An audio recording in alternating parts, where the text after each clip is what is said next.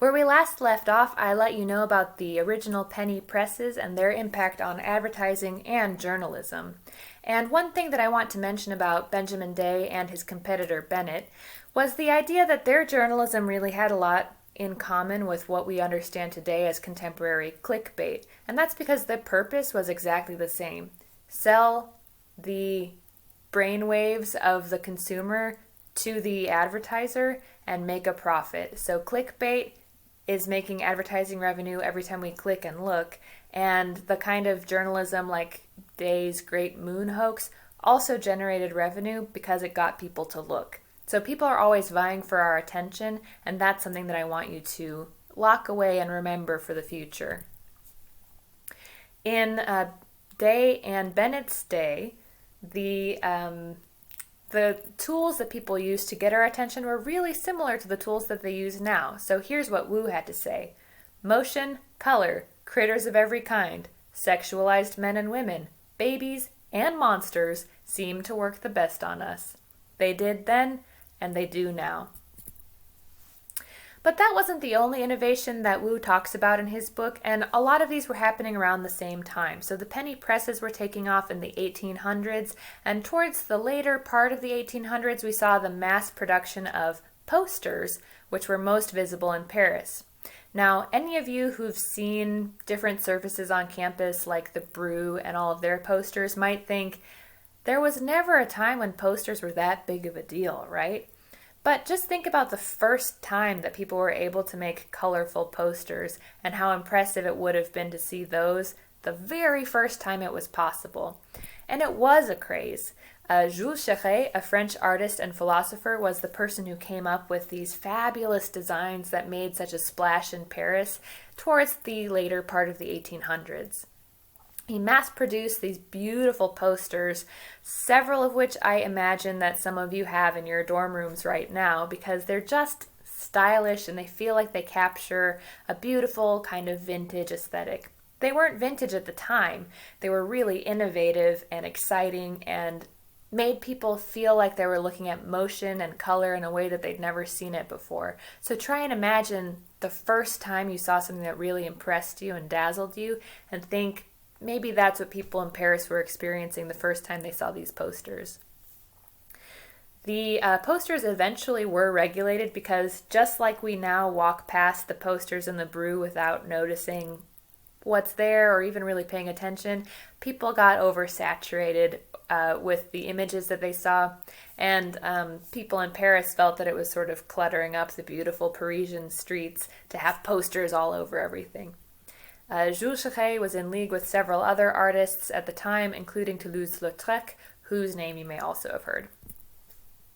So here's an example of one of the Chéret posters. You can see it's a woman who's pretty scantily clad for the late 1800s, and the motion of her garments and the way that the color is used is very creative, and you can see that the idea of motion and kind of a sexy image maybe would have been kind of exciting and new at the time.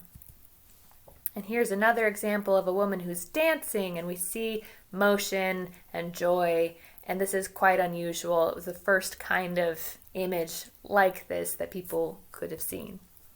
And there's another example. So you get the idea. These are women in various states of undress with big colors and with swishing fabric all around them. So it looks like the can is practically jumping out of the page.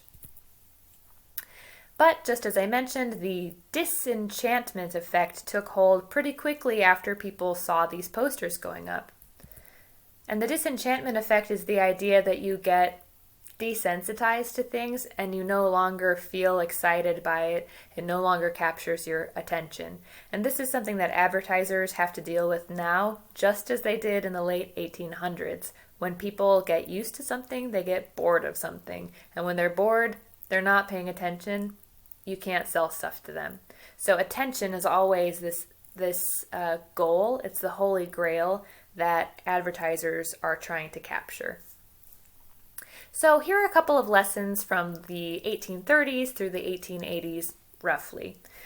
People will pay to look at advertisements as long as they're getting entertained in the process. This was true then. It is true now. We are often paying for things that are full of advertising messages, or lately will pay to avoid advertising messages. But either way, there's cash exchanged because of advertising. We also can see that quality journalism and pervasive advertising are at odds. So the things that make us look and gawk and spend money are not necessarily the informative things that we need to look at in order to be informed citizens. And then finally, people are drawn to novelty and scandal, but eventually they get tired of both. This gets us ready to discuss the more contemporary history of advertising, thinking about the late 18th century and then moving on closer to the present. So I have a reading assigned for you on the course page that you can find this layout in. And we've got 4 kind of cute categories for thinking through different time periods. So the first category that we have from Maclaren is the polite pedant. This is from the late 1800s through the early 1900s. And this is the era basically of the penny papers still, where we have very eager, earnest language in newspaper advertisements that would have taken about 1 column of the newspaper page. And you can see in the example here, it's not that interesting to look at. The language is hopeful, but it's not really creating a good story for us to imagine ourselves in, so there isn't much of a brand identity as such, but instead very honest, or an attempt at honest sharing of information about the product with perhaps a bit of puffery or exaggeration to encourage people to look in the best possible light at the product. So the advertising was wordy and polite.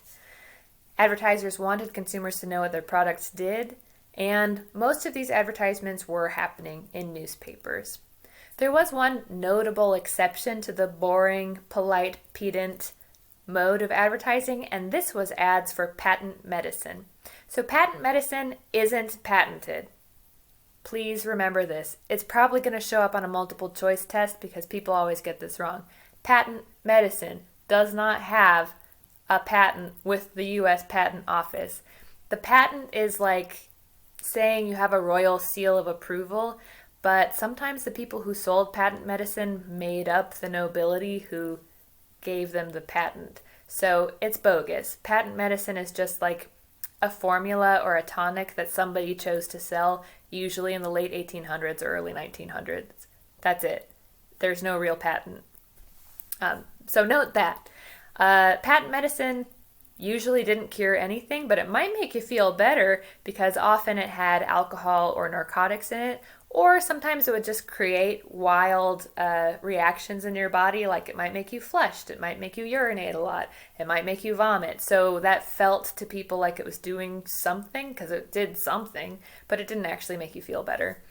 Patent medicine helped get around prohibition, so there are a number of patent medicines that you can still buy today that started out as a tonic to make you feel better, and it's actually a liqueur that people just enjoyed drinking. And there are other patent products that don't necessarily do anything, but sort of emerged in this time period. Vicks VapoRub is another kind of similar idea. Patent medicines were often advertised as an exotic remedy. Often there was an origin story that was made up and a bit racist that said that people had traveled to the far corners of the earth and engaged with indigenous peoples wherever they had happened to go and came back with a miracle cure that was going to solve everything. You always know it's a patent medicine and it's a hoax if they promise they can cure everything. A cure-all cures nothing, say Dr. Sydney McElroy and her husband Justin on a podcast called Sawbones. The patent medicine industry nevertheless generated a lot of money and was kind of innovative for advertising because these were stories that people could get interested in.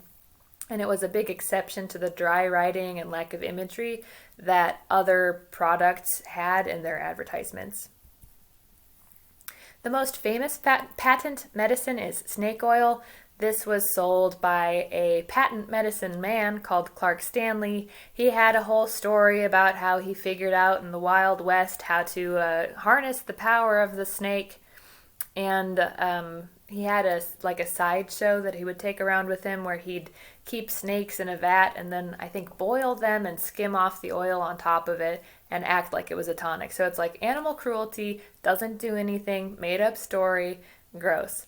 When snake oil was tested in 1917, people found that it did not have anything useful in it and it was mostly mineral oil. And this was the beginning of the end for things like patent medicine, but that's because finally there were some regulations in place to make sure that our medicine was actually medicine. Claude C. Hopkins did perpetuate the ideas of patent medicine in somewhat more reputable circles. He was a former unordained minister and he started working for patent medicine salespeople, and then he applied the knowledge that he had in innovating for these products and put it towards advertising for other products. He's been referred to as the Great American Fraud, if that tells you what you need to know. One of his innovations was advertising direct mail brochures to consumers with a pamphlet telling them all about this product called Liquozone, with a free sample of Liquozone, promising that it would cure a whole bunch of stuff for people. The Liquozone pamphlet that I found was published in 1905, so that's about the era where we see more professional patent medicine salespeople, which is an evolution beyond the sort of sideshow patent medicine that Clark Stanley had. So patent medicine was allowed to flourish in part because medicine was bad.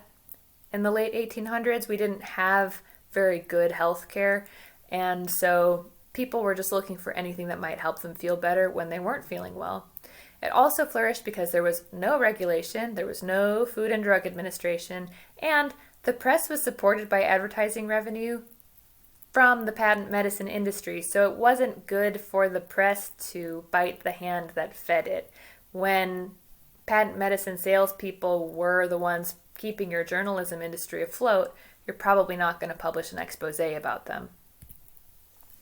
However, some places did. So investigative journalism exposed the fact that patent medicine was not good for people, could cause death, and they did this through two things: animal testing and chemical compound testing.